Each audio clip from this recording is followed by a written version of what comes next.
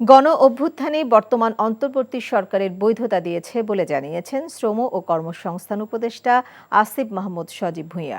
রোববার সচিবালয়ে বর্তমান শ্রম পরিস্থিতি পর্যালোচনা বিষয়ক সমন্বয় সভা শেষে সাংবাদিকদের প্রশ্নের জবাবে একথা বলেন তিনি। বর্তমানে অধিকাংশ তৈরি পোশাক কারখানার পরিস্থিতি স্বাভাবিক, আর কয়েকটি কারখানায় বকেয়া পরিশোধে কাজ করা হচ্ছে বলেও জানান তিনি। আওয়ামী লীগের ফেসবুক পেজে পোস্ট সহ কয়েকটি মহল কর্মীদের উস্কে দিচ্ছে বলেও মন্তব্য করেন তিনি।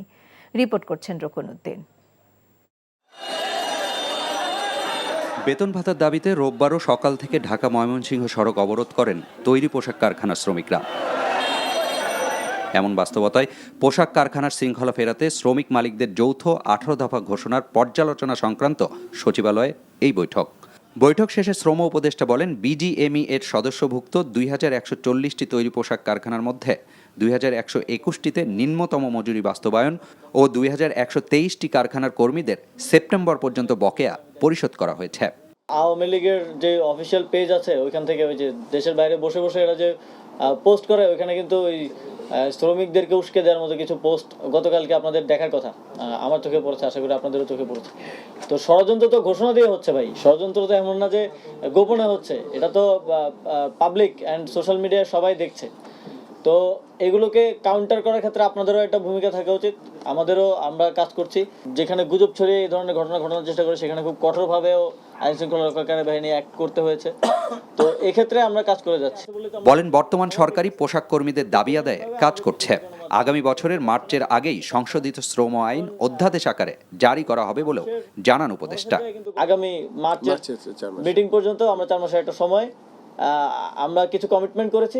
এ সময় সাংবাদিকদের প্রশ্ন ছিল অন্তর্বর্তী সরকারের বৈধতা ও এ সংক্রান্ত অধ্যাদেশ প্রসঙ্গে। এই সরকারের বৈধতা হচ্ছে গণ অভ্যুত্থান।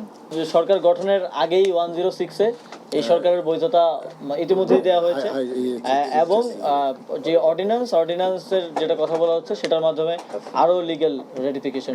তৈরি পোশাক খাতের সমস্যা সমাধান ও মালিকদের কাছ থেকে বকেয়া আদায়ে সরকার সব রকমের চেষ্টা করছে বলেও জানান শ্রম উপদেষ্টা। রকুনউদ্দিন, এনটিভি নিউজ, ঢাকা। টাকা চুরির জন্য যদি আমার গলায় জুতার মালা পরাইতে হয়, তাহলে আমার শালীর সাথে প্রতারণা করার জন্য তোর ফাঁসি হবে। দুলা ভাই, আপনার তো ঘর জামাই বইলা একটা পরিচয় আছে, আমার তো তাও নাই।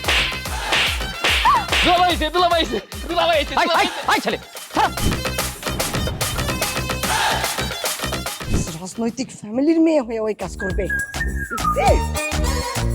যারে পাবো আরে পিটাবো, রক্তের নেশায় ধরতে, রক্তের নেশায়, কাঁচা রক্তের নেশায় ধরতে। তোমার এই পলিটিক্স আমার বাম পকেটে থাকে। পাঁচদের বউরে ঝামেলা পাকাই। এই বেটাই, আমি তখন বিয়ে করিনি। দুইটার আমি গুলি করে মারু। মাসুদরা কোনোদিন ভালো হয় না। আপনার পোশাক এসে দেখে কিন্তু আপনার তালুকদার বংশের লোক মনে হয় না আব্বা, আপনার মনে হয় যে আপনি ফকির বংশের লোক।